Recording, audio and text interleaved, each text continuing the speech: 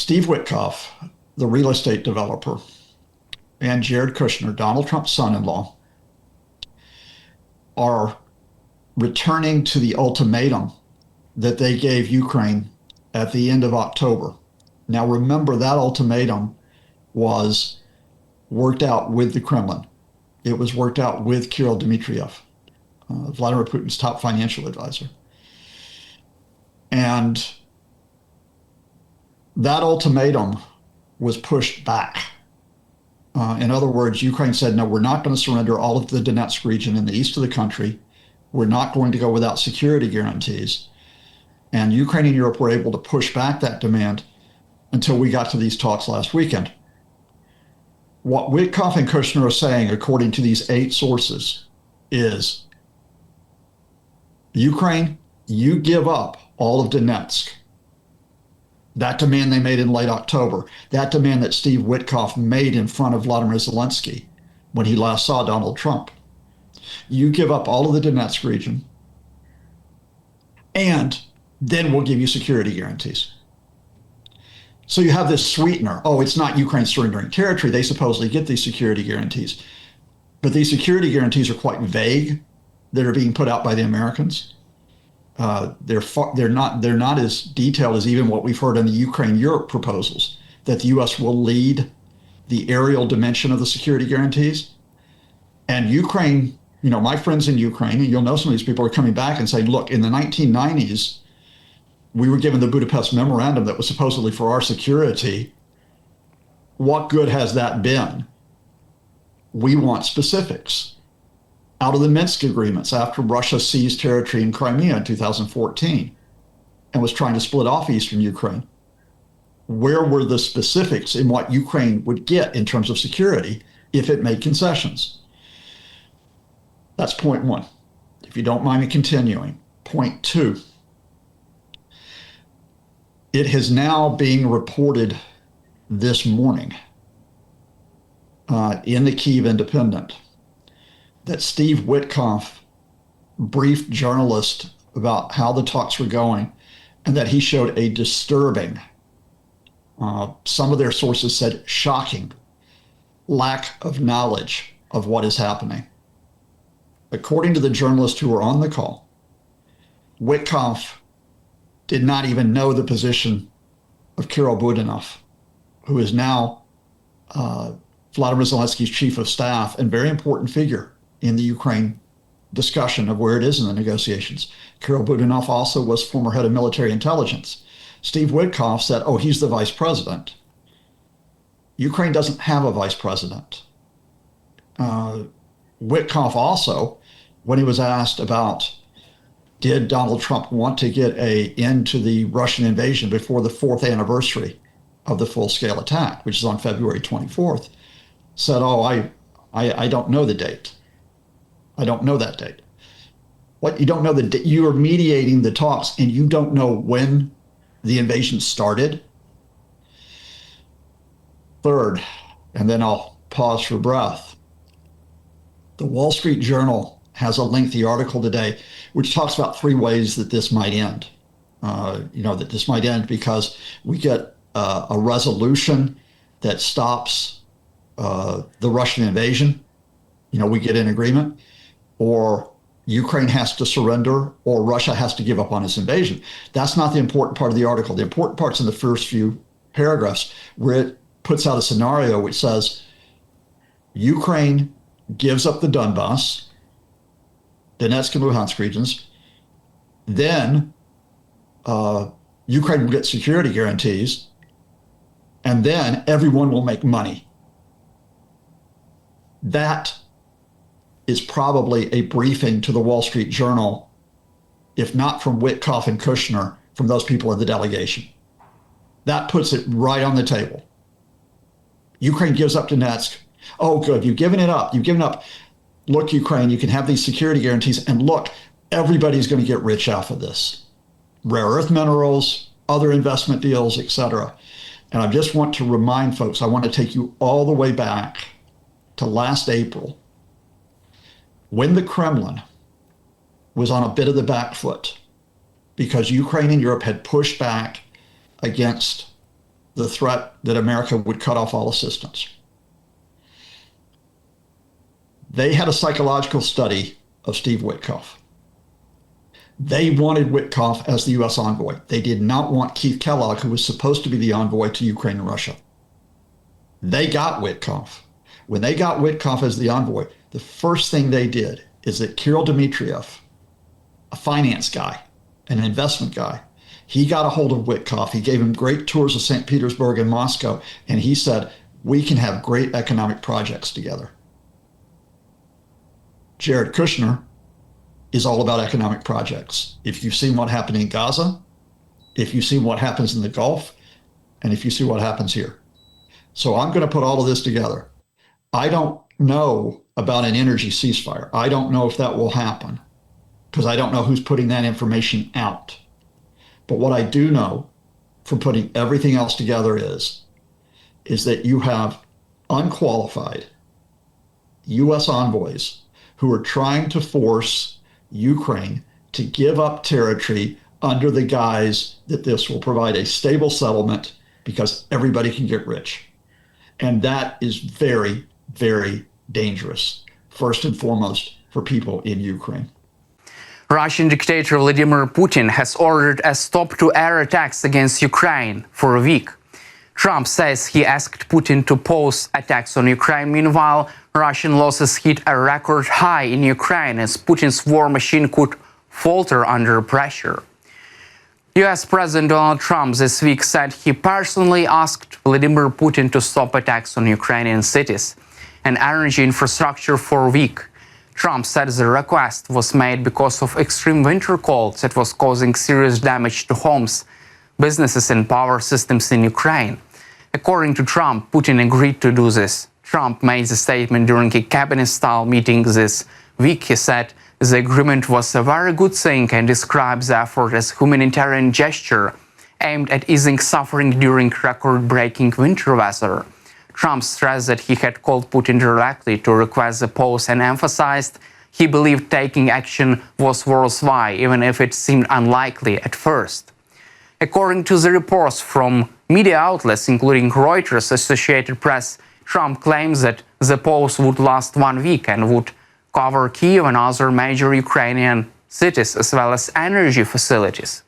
These facilities include power plants, infrastructure that provide heat and electricity to millions of people during the winter. Trump and his team framed the call as part of a larger push to protect civilians and support diplomatic efforts in the ongoing war in Ukraine. Trump's team, including special envoy in Ukraine negotiations during public briefings, highlighting that administration wanted to present the call as a part of a strategic effort to reduce attacks on Ukraine. Trump said the phone call was a personal effort to intervene directly and provide relief, pointing to the humanitarian and energy-related aspects. Ukrainian officials said they did not receive advance notice from Russia about any halt in attacks before Trump's statement. Ukrainian President Volodymyr Zelenskyy welcomed Trump's initiative but expressed cautious optimism. He noted that Ukrainians are considering a potential mutual ceasefire, which could involve stopping strikes on Russian energy sites if Moscow do the same. Ukrainians framed the proposed one-week pause as energy ceasefire designed to protect critical infrastructure during winter. White House and Trump's team emphasized that the effort is part of a broader diplomatic strategy. It is focused not only on halting attacks, but also on promoting discussions about energy security, civilian safety, and possible steps toward ceasefire. While Trump's statement highlighted this personal appeal to Putin, Western media reporting continues to note skepticism about whether Russia will actually adhere to a pause. This week's reporting also pointed out that Trump's announcement echoes similar initiatives in 2025, when he and Putin discussed limited pauses in attacks on energy grid. Those earlier efforts were partially implemented, and Western analysts said attacks sometimes continue despite agreements. Current reporting suggests that while the goal of reducing civilian suffering is clear, verification and implementation remain uncertain. Meanwhile, rising Russian casualties in the war in Ukraine are causing alarms in European capitals, according to Western officials, reporting by Bloomberg. Analysts estimate that Russia has suffered more than 1 million soldiers killed or wounded since the start of war, creating serious manpower challenges for Moscow. Europeans are watching Russian recruitment efforts closely. Officials say Russia may be struggling to replace troops through normal channels and it increasingly turning to covert methods. European security agencies are monitoring these networks carefully, especially abroad. According to reporting, Russian recruiters are using social media and companies and promises of jobs to attract people. They are targeting migrants, foreign students, and seasonal workers in European countries. Officials warn that these methods could create security risk for countries. European allies say the high casualty rate shows Russia's internal pool of recruits is running low. A new mass mobilization like the one in 2022 that triggered unrest and wave of immigration is politically risky. Moscow's push to recruit fighters abroad marks a shift in strategy that Europeans find concerning. The Bloomberg article connects these recruitment concerns to Russia's heavy losses. Analysts say the large casualty tool affects not only the military but Russian society. It may limit Russia's ability to sustain current operations without bringing in new fighters, whether from inside the country or abroad. Reporting also highlights the impact on military strategy. Russian forces are relying on missile and drone strikes, including attacks on Ukrainian cities, but they have made limited progress on the ground. Europeans know that these manpower issues could weaken Russia's position in any future peace talks or negotiations. Western officials say Russia's heavy casualty rate is prompting Europeans to closely monitor recruitment networks and raising questions about how long Moscow can continue the war. Analysts say this trend could influence both the military and diplomatic future of the war. Also, Russia has suffered staggering losses in its ongoing war in Ukraine, according to Western analysis and new data by the New York Times. Independent estimates suggest that roughly 1.2 million Russians have been killed, wounded, or gone missing since the start of the war in February 2022. Of that total, approximately 3,000 to 5,000 Russian troops have died, marking the casualty toll one of the highest Russia has ever faced since the Second World War. Experts warn that these losses are creating serious challenges for Moscow in maintaining its current military operations. Despite heavy casualties, Russian forces continue their campaign, but gains on the ground have been slow due to intense fighting. Analysts note that sustained loss of personnel is straining Russia's manpower and could limit its ability to reinforce troops. The Kremlin has rejected outside estimates, insisting that only official figures from Russian Ministry of Defense are accurate. However, independent analysts and Western intel sources continue to warn that the scale of Russian casualties could have long-term consequences for the country's military and strategic posture in Ukraine. Meanwhile, President Trump's efforts to broker a peace deal between Russia and Ukraine could unfold in one of three ways, according to US and Western analysts. The plan focuses on ending the war by trading territorial changes for security guarantees, but serious disagreements remain between Kyiv and Moscow. Trump and his team have pushed for negotiations where Ukraine would give up territory, mainly in eastern regions like Donbass, in exchange for Western guarantees to prevent future attacks. Meeting held in Abu Dhabi with representatives from Russia and Ukraine have been described by officials as optimistic, positive, and constructive, but the path to peace remains unclear. Continue fighting while negotiating. First scenario, this is considered the most likely outcome. The war could continue as long, grinding war while talks go on. Ukraine would give up some territory in exchange for Western security guarantees, but Russia wants Ukraine to withdraw from areas it still controls. Both sides still have enough military strength to continue the fighting. Second scenario, Ukraine makes concession first. If Ukraine's forces are exhausted, Kyiv could be forced to make compromises. This may involve giving up some territory and changing its defense plans under formal peace framework. Such a deal would likely reduce Ukraine's military power.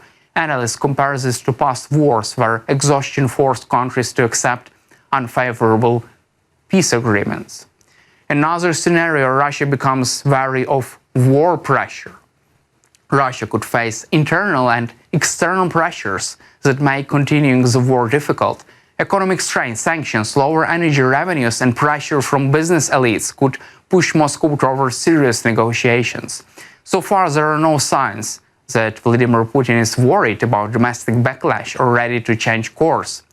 Trump's push emphasizes territorial compromise by Ukraine paired with Western security guarantees. Analysts say the war is likely to continue while negotiations happen unless significant changes occur. Territorial disputes and security issues remain the biggest obstacles. The three scenarios illustrate the range of possibilities: a prolonged war with ongoing negotiations, Ukraine making concessions first, or Russia under pressure agreeing to serious negotiations. Current reporting shows that negotiations are still ongoing, but major hurdles make a definitive peace deal difficult in the near future. That's all for today. Subscribe to our YouTube channel and glory to Ukraine.